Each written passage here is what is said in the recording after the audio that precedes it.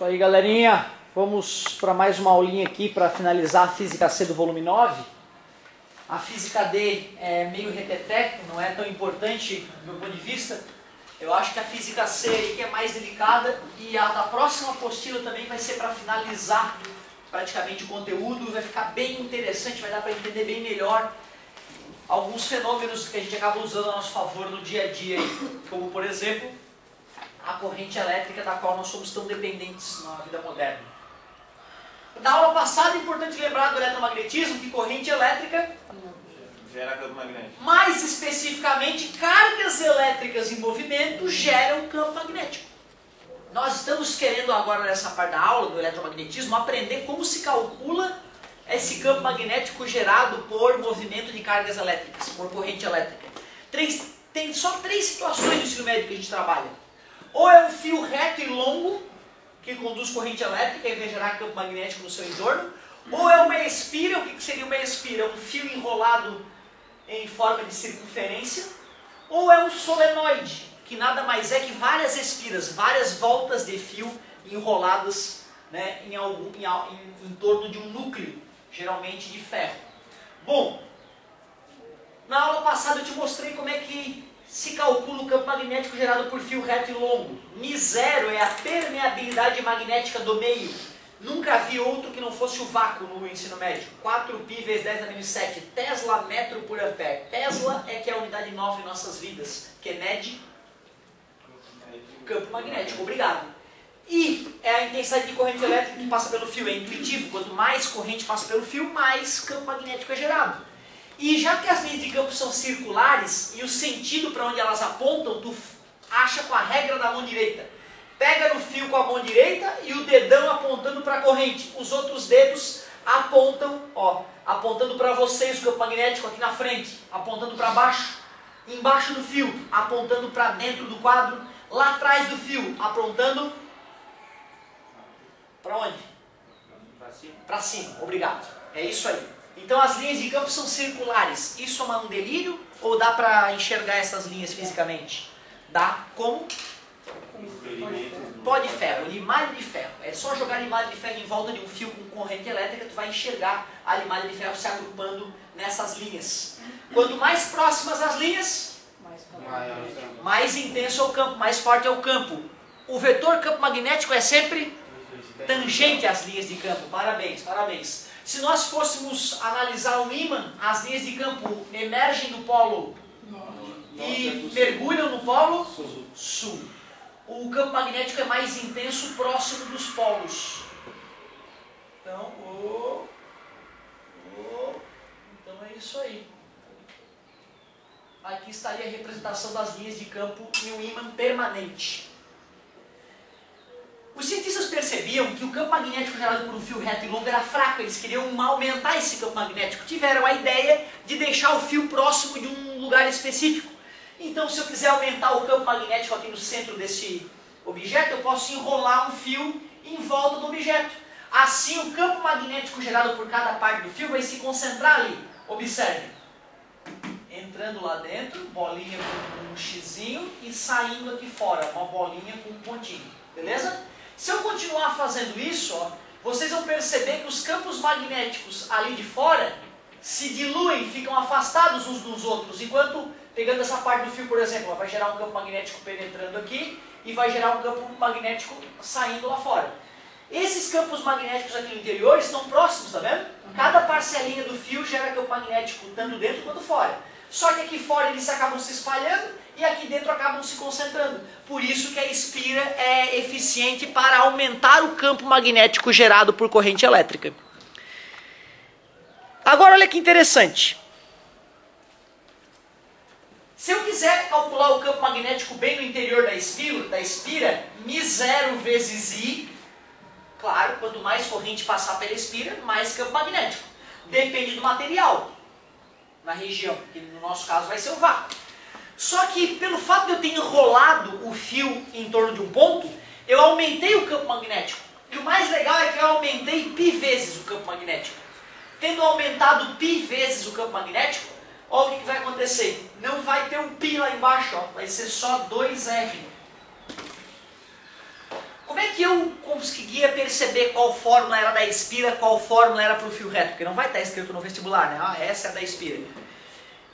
Pelo π, exatamente, pelo π. Como eu sabia que a Espira era uma forma de concentrar campo magnético, eu sabia que a fórmula da Espira dava um resultado maior do que a fórmula para o fio. E essa fórmula comparada com essa, né, é π vezes maior, né?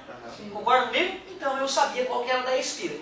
Depois de estar dando aula há muito tempo, um aluno chega para mim e fala o seguinte: professor, tu sabe por que a fórmula da Espira é desse jeito? No ensino médio a gente não deduz essas equações porque exige um cálculo pesado para deduzir essas equações, né? Mas o aluno fala o seguinte: ah, é porque é espi, aí não tem o pi, é Espira. Aí não tem pi, claro, é espi. Tu acredita nisso, cara? Olha a capacidade do ser humano de achar uma relação idiota para tentar decorar o negócio, né? Ex-namorado não tem mais namorado, ex não sei o que não tem mais não sei o que. Ex-pi é porque não tem mais o pi. Então pronto, se não tiver o pi é da ex-pi. Beleza? Certo? Eu não gosto muito de decoreba, tu sabe disso, mas às vezes salva a vida do cara, né? Então não custa lembrar. Eu prefiro que tu perceba matematicamente que ela dá um valor maior para os mesmos dados e portanto ela expira. Beleza? Galera, essa fórmula é só para o centro da Espira, tá? Essa fórmula só serve para calcular o campo magnético aqui, ó. Aqui, não dá. Aqui, não funciona. Ali, esquece. E como é que faz, professor? Só na faculdade. E mesmo na prova da faculdade dá merda, os caras pedem aqui. Que dá uma matemática do cão para poder fazer. Certo? Aí, claro, o cara usa o computador para fazer o cálculo depois, né? Embora a física por trás seja a mesma, dá encrenca matemática, quando às vezes tu escolhe um ponto ruim para fazer o cálculo, certo? Então essa fórmula é só para o centro. E nesse caso ali no centro, o campo magnético está entrando ou saindo do plano do quadro?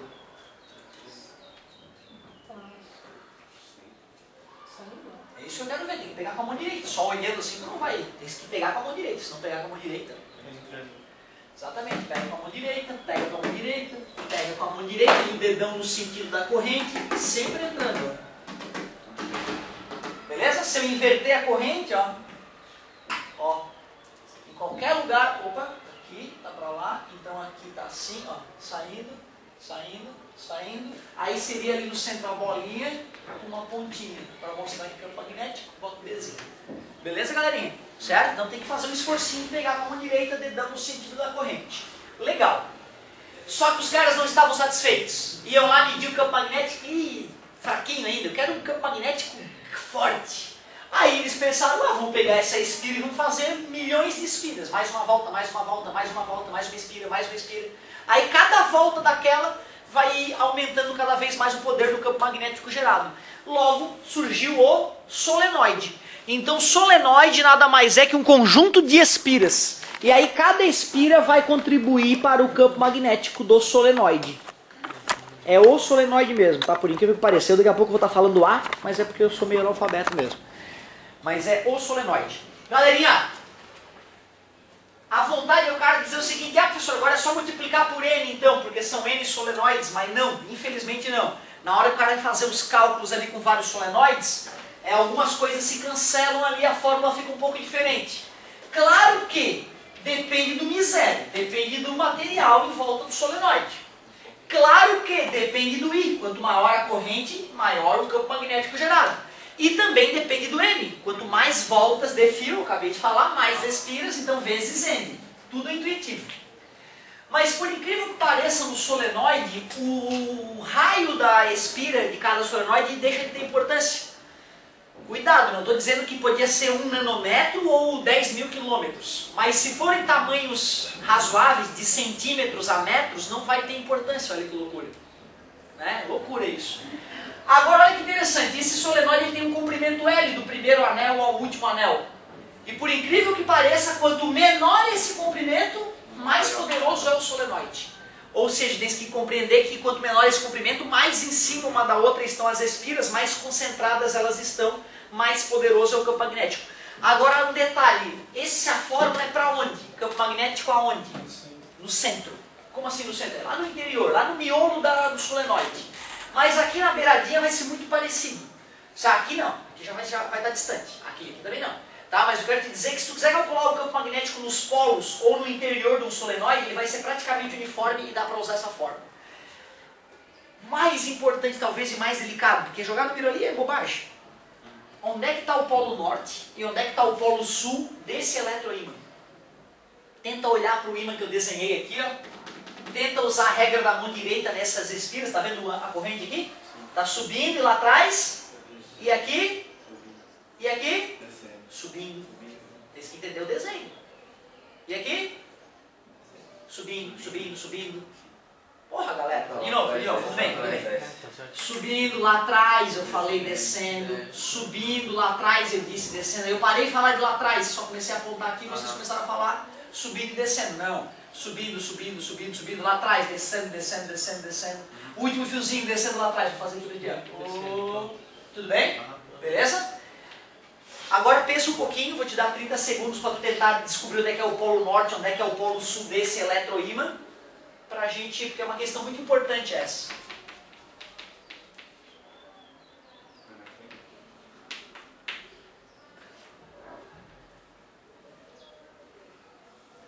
E aí? Polo norte ou polo sul? Sul. Vamos ver? Fio. Pega no fio com a mão direita. Dedão pra cima na corrente. Olha lá como é que esses dedos que estão no interior do solenoide estão apontando para onde? Estou apontando para a esquerda, né? O que esses dedos indicam? As linhas de... Então as linhas de campo são assim, ó. As linhas de campo, ó. Certo? Aqui, ó. Lá, apontando para lá e aqui penetrando. As linhas de campo emergem do...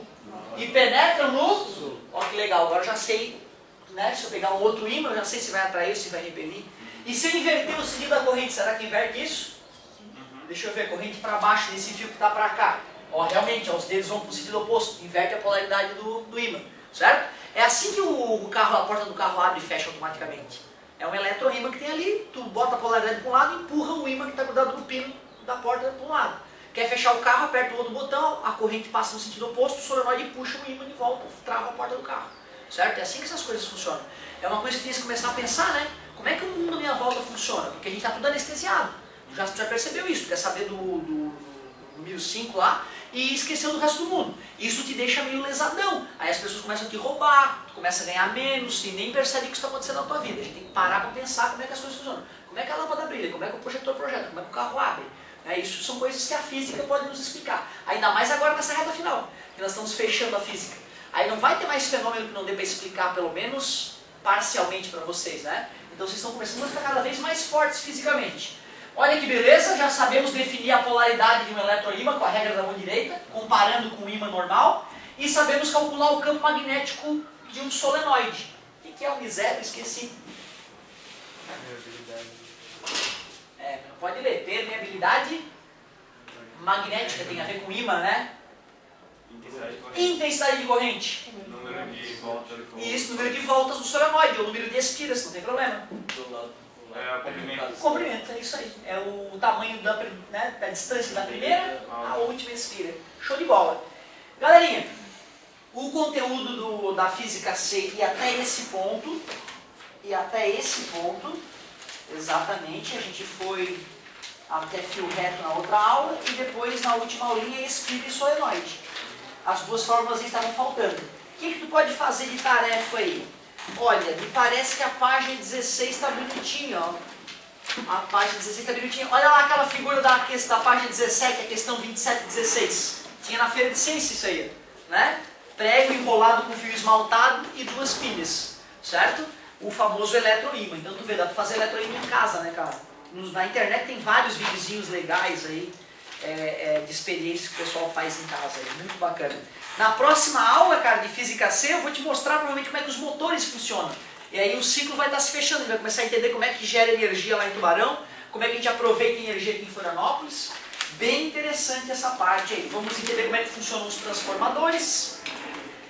Mas nós temos uma aula ainda essa semana e na segunda-feira que vem tem o trabalho milagreiro, levantador de nota em duplas com consulta. Eu só vou pegar questões do volume 8 e volume 9, sendo que esse volume 9 eu só vou poder ir até a Física C. Esquece a Física D então, certo? Eu vou dar preferência por questões que já foram corrigidas, que eu posso alterar os dados, ele pode assistir, né, a correçãozinha da questão para tirar alguma dúvida. Eu estou com algumas aulas ainda que eu quero ver se eu termino de colocar na internet essa semana, algumas aulinhas atrasadas. Mas eu vou tentar tirar da tarefa, vou tirar da tarefa. Vocês podem começar a fazer uma questãozinha ou outra, porque antes da aula terminar eu quero corrigir algumas, para ver, porque essa parte aí, a regra da mão direita pode confundir o aluno. De repente, então, antes da aula terminar, eu ainda vou fazer umas questõezinhas que eu sugeri da aula passada, certo?